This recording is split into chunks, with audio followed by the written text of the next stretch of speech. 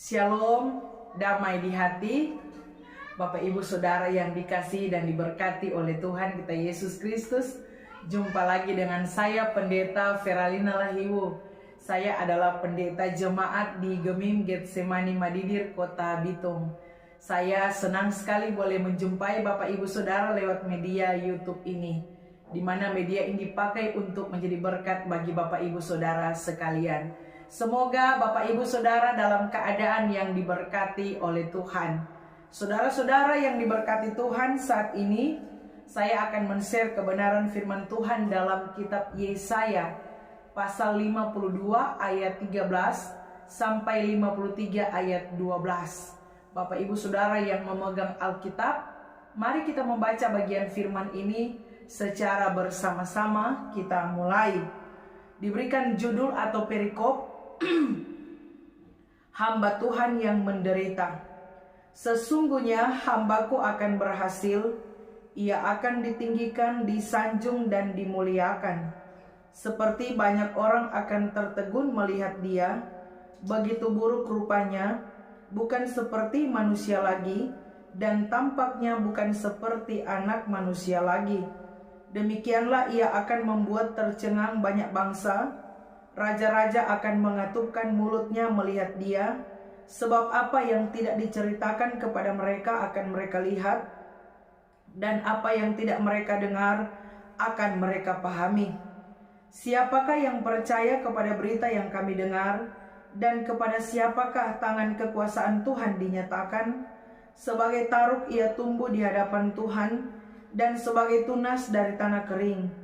Ia tidak tampan dan semaraknya pun tidak ada, sehingga kita memandang dia, dan rupa pun tidak sehingga kita menginginkannya.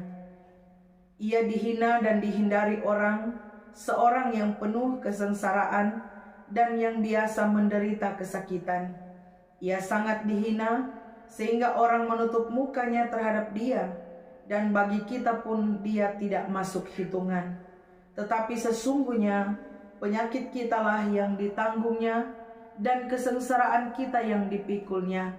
Padahal kita mengira dia kena tulah, dipukul dan ditindas Allah. Tetapi dia tertikam oleh karena pemberontakan kita, dia diremukkan oleh karena kejahatan kita. Ganjaran yang mendatangkan keselamatan bagi kita ditimpakan kepadanya, dan oleh bilur-bilurnya kita menjadi sembuh. Kita sekalian sesat seperti domba, masing-masing kita mengambil jalannya sendiri. Tetapi Tuhan telah menimpakan kepadanya kejahatan kita sekalian.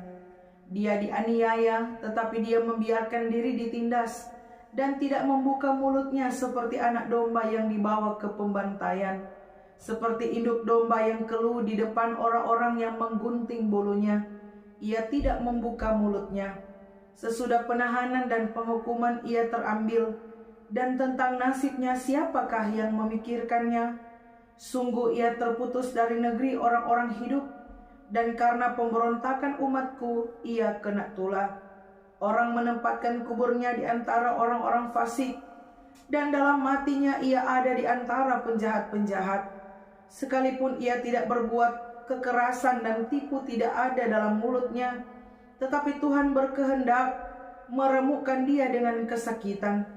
Apabila ia menyerahkan dirinya sebagai korban penebus salah, ia akan melihat keturunannya, umurnya akan lanjut, dan kehendak Tuhan akan terlaksana olehnya. Sesudah kesusahan jiwanya, ia akan melihat terang dan menjadi puas. Dan hambaku itu sebagai orang yang benar akan membenarkan banyak orang oleh hikmatnya, dan kejahatan mereka dia pikul. Sebab itu aku akan membagikan kepadanya orang-orang besar sebagai rampasan, dan ia akan memperoleh orang-orang kuat sebagai jarahan, yaitu sebagai ganti karena ia telah menyerahkan nyawanya ke dalam maut, dan karena ia terhitung di antara pemberontak-pemberontak, sekalipun ia menanggung dosa banyak orang dan berdoa untuk pemberontak-pemberontak. Demikianlah firman Tuhan. Sekali lagi, shalom, damai di hati. Bapak Ibu Saudara yang diberkati Tuhan, demikian kita sudah membaca bagian firman Tuhan dalam kitab Yesaya pasal 52 ayat 13 sampai 53 ayat 12. Dan bagian firman ini menjadi perenungan kita di minggu yang berjalan ini dari tanggal 23 sampai 29 Maret 2025. Dan bacaan ini merupakan bacaan di minggu sengsara yang ketiga.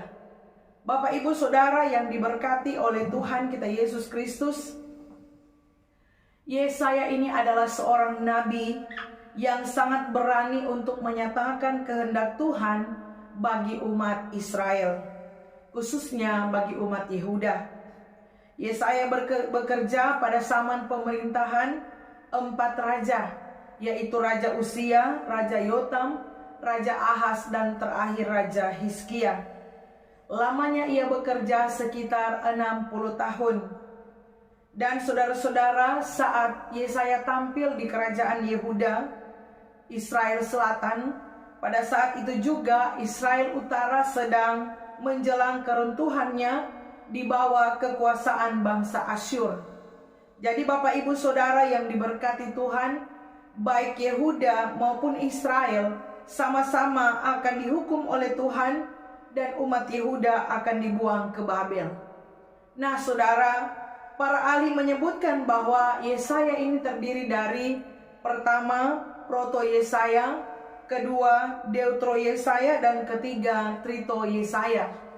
Namun saudara yang diberkati, kalau kita meneliti isi Yesaya ini, sebenarnya susunannya sangat gampang untuk diingat. Karena sebagaimana Alkitab terdiri dari 66 kitab, ya, kitab PL 39 dan kitab PB ada 27 kitab, di mana kitab Perjanjian Lama ini menceritakan tentang hukum Taurat dan penghukuman atas orang-orang yang melanggarnya. Kemudian dalam kitab PB atau Perjanjian Baru itu memberitakan tentang anugerah Allah dan keselamatan yang datang karena anugerah. Nah, demikian pula Yesaya ini terdiri dari 66 pasal, dibagi menjadi 2 bagian. Dan bagian pertama, 39 pasal ini terutama bicara tentang penghukuman umat pilihan Tuhan itu karena ketidaksetiaan mereka pada hukum Taurat. Tapi juga di bagian kedua, 27 pasal ini memberitakan tentang anugerah Allah dan penghiburan serta keselamatan yang akan datang. Nah, Bapak Ibu Saudara yang diberkati Tuhan, ke-27 pasal ini adalah suatu syair. Syair tentang Al-Masih. Pokok yang senantiasa diulanginya ialah tentang kedatangan Kristus, Sang Juru Selamat orang Israel, tapi juga seluruh dunia. Sehingga saudara yang diberkati Tuhan, bagian yang kita baca ini berbicara tentang seorang hamba Tuhan. Ya, sekalipun di beberapa bagian Yesaya menyebutkan pertama hamba Tuhan ini adalah Israel, bangsa pilihan Tuhan. Tapi yang kedua, Yesaya ini bicara hamba Tuhan adalah dia sendiri, saudara. Yesaya sebagai hamba Tuhan. Namun Bapak Ibu Saudara, di pasal 52 ayat 13 sampai 53 ayat 12 ini merupakan penyataan yang sangat jelas dan lengkap bahwa yang dimaksud hamba itu ialah Al-Masih, Sang Juru Selamat yang akan datang kelak. Nah, di pasal ini adalah permulaan syair hamba Tuhan yang dilanjutkan dalam pasal 53. Jadi pasal 52 ayat 13 sampai 15 ini adalah permulaan syair hamba Tuhan yang kemudian dilanjutkan di pasal 53. Dan pasal ini adalah pasal yang paling istimewa di antara segala pasal yang memberitakan tentang hamba Tuhan. Dan di pasal ini dengan tegas menyatakan bahwa hamba Tuhan adalah seorang oknum, bukan selaku bangsa Israel. Seorang tokoh yang dilukiskan di pasal 53 adalah Dia yang disalibkan di Golgota. Nah, saudara-saudara yang diberkati Tuhan, mari kita melihat bersama bagian teks firman yang mau disampaikan kepada kita di saat ini. Dalam ayat 13 sampai 15, di sini saudara-saudara, Yesaya memanggil kita untuk takjub kepada hamba Tuhan ini. Dikatakan, sesungguhnya hambaku akan berhasil.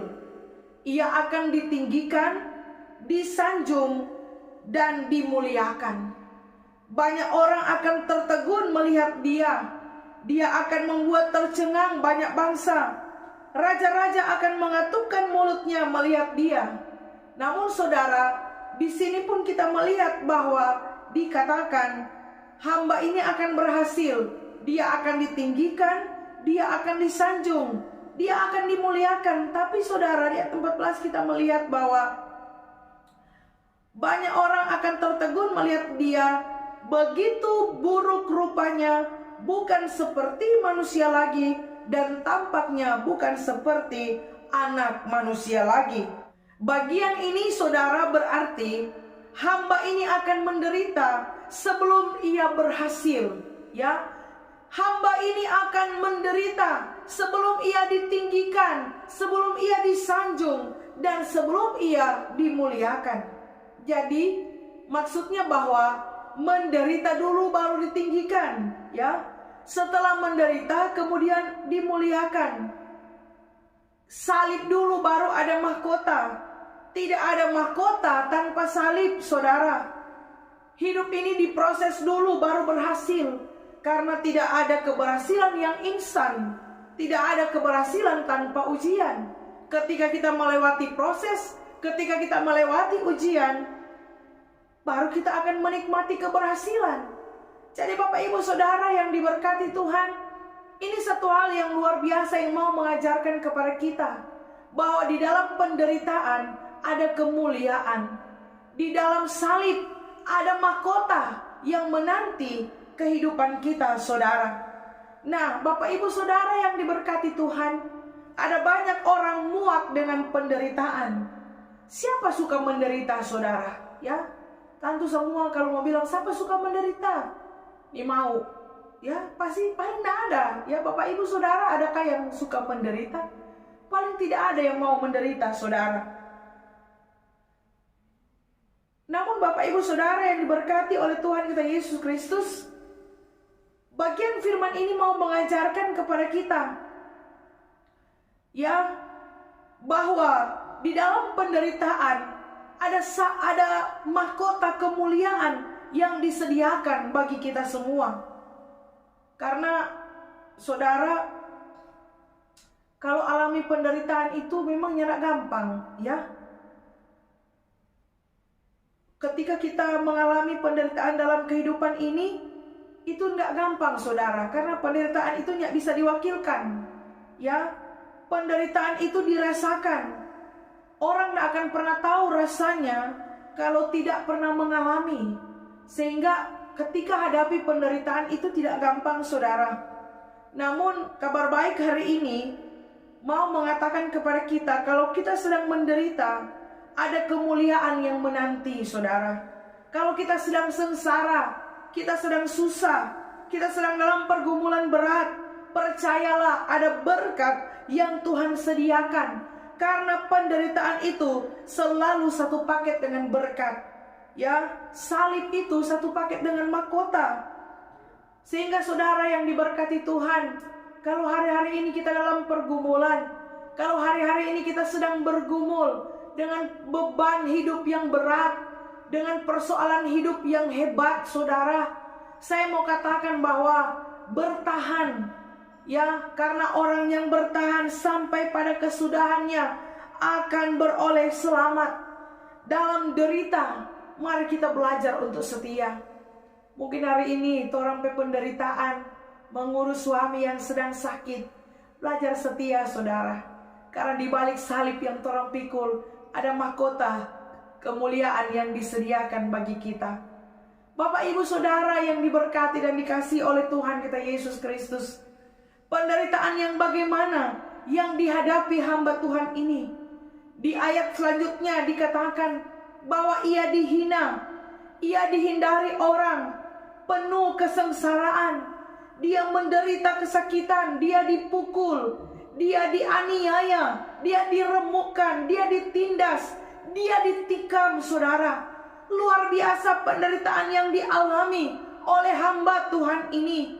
Jadi saudara yang diberkati oleh Tuhan kita Yesus Kristus, kalau orang baru sampai di anggota kolomnya nak dengar, itu masih biasa, saudara.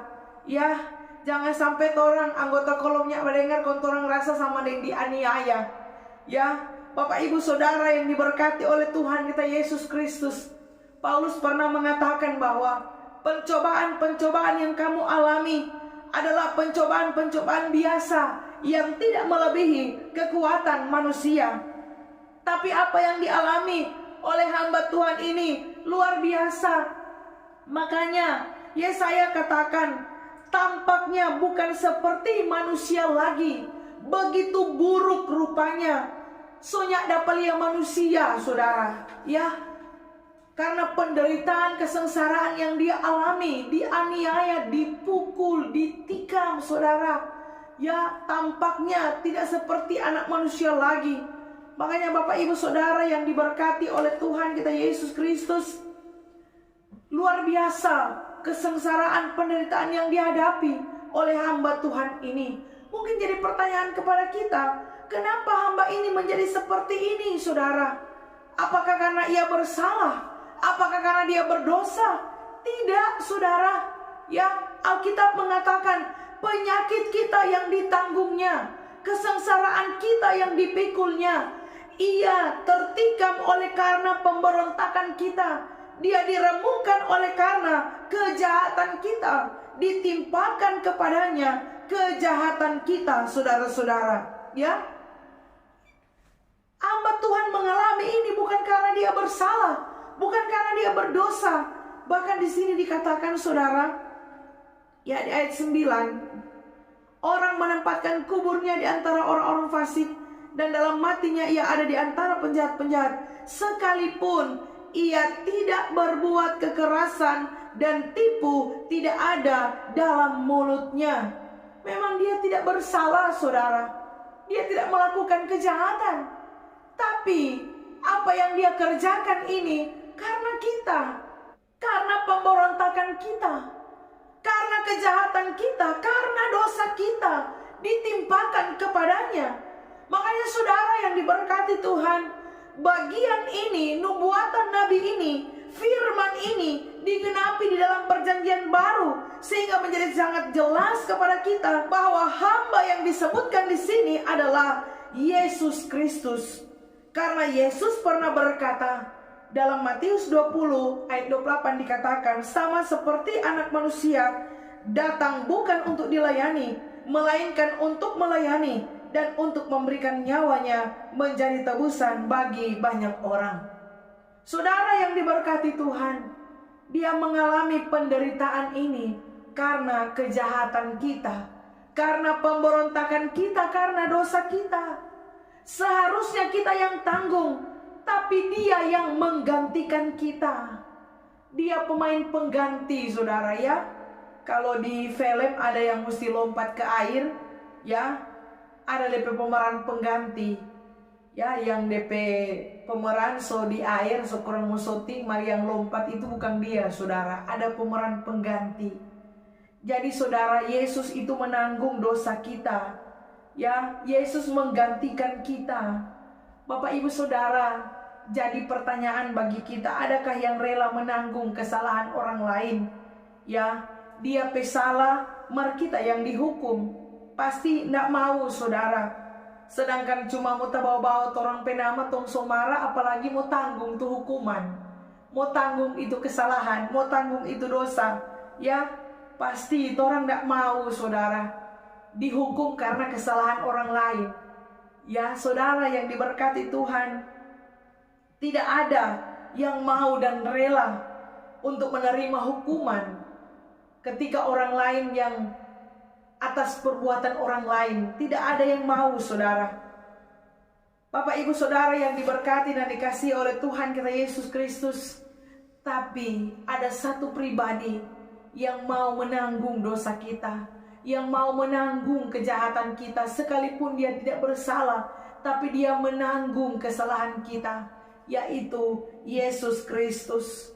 Saudara yang diberkati Tuhan, Yesus sudah menanggung dosa kita. Sudah selesai, saudara. Dia sudah mengerjakan itu. Dia sudah menebus dosa-dosa kita. Dia sudah menggantikan kita yang seharusnya kita ini yang disalibkan, tapi Yesus sudah menggantikan kita, saudara. Nah, jadi pertanyaan bagi kita semua, apakah saat ini orang masih hidup dalam dosa atau bertobat, saudara?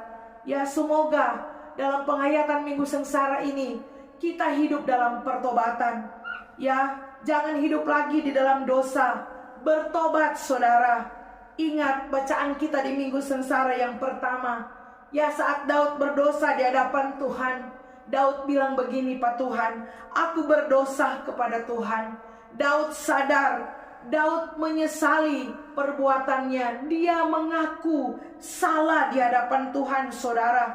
Ya, karena Bapak Ibu Saudara, dosa itu menyiksa. Dosa itu merusak hubungan kita dengan Tuhan. Makanya bertobat. Jangan hidup lagi di dalam dosa. Orang Kristen bukanlah mereka yang tidak pernah berdosa, melainkan mereka yang berdosa namun bertobat. Sehingga hari ini firman Tuhan mengajak kita untuk mau hidup di dalam pertobatan, saudara. Karena Yesus sudah menggantikan kita atas setiap perbuatan jahat yang kita lakukan. Itu sudah dibayar lunas di atas kayu salib. Jangan lagi kita melakukan kejahatan. Jangan lagi kita melakukan dosa. Namun kita mau hidup menghargai dan menghormati Tuhan dengan memaknai kehidupan kita untuk jadi berkat bagi banyak orang. Saudara, untuk apa hamba Tuhan ini melakukan semua ini? Ya, dikatakan dalam ayatnya yang ke-11, sesudah kesusahan jiwanya, ia akan melihat terang dan menjadi puas. Dan hambaku itu sebagai orang yang benar akan membenarkan banyak orang oleh hikmatnya, dan kejahatan mereka dia pikul. Saudara yang diberkati Tuhan, untuk apa hamba Tuhan ini melakukan semua ini? Hambaku yang benar itu akan membenarkan banyak orang. Ini tujuannya, saudara. Ya, saya tertarik dengan kata banyak orang. Bapak Ibu Saudara, kenapa Alkitab tidak mengatakan semua orang? Kenapa tidak dikatakan semua orang, tapi banyak orang, saudara? Ya, kenapa bukan semua orang? Alkitab bilang membenarkan banyak orang, bukan semua orang. Kenapa, saudara? Karena nyandak semua orang butuh Tuhan Yesus. Nyandak semua orang percaya kepada Kristus. Makanya Yohanes 3 ayat 16 bilang, karena begitu besar kasih Allah akan dunia ini, sehingga ia telah mengaruniakan anaknya yang tunggal, supaya setiap orang yang percaya kepadanya tidak binasa, melainkan beroleh hidup yang kekal. Saudara, bersyukur orang ini jadi orang percaya. Orang terakomodir di antara banyak orang tadi yang dibenarkan Tuhan. Wow, luar biasa, saudara. Luar biasa. Mungkin jadi pertanyaan bagi kita, bagaimana bisa seorang benar di hadapan Allah? Atau bagaimana orang yang tidak benar dapat dibenarkan di hadapan Tuhan, saudara? Ya, itu karena hamba Tuhan ini menjadi pengganti kita, yakni Yesus Kristus, sehingga kita dibenarkan. Makanya 2 Korintus 5 ayat 1 katakan, dia yang tidak mengenal dosa telah dibuatnya menjadi dosa karena kita, supaya dalam dia kita dibenarkan oleh Allah. Kita dibenarkan bukan karena kita benar, tetapi anugerah Tuhan yang ada di dalam kehidupan kita yang membuat kita dibenarkan oleh Allah. Anugerah Yesus Kristus kiranya terus mengalir dalam kehidupan kita, supaya kita dapat memakai hidup ini untuk selalu memuliakan Tuhan di tengah-tengah kehidupan kita. Semoga firman ini menyertai dan memberkati kita semua. Shalom, damai di hati.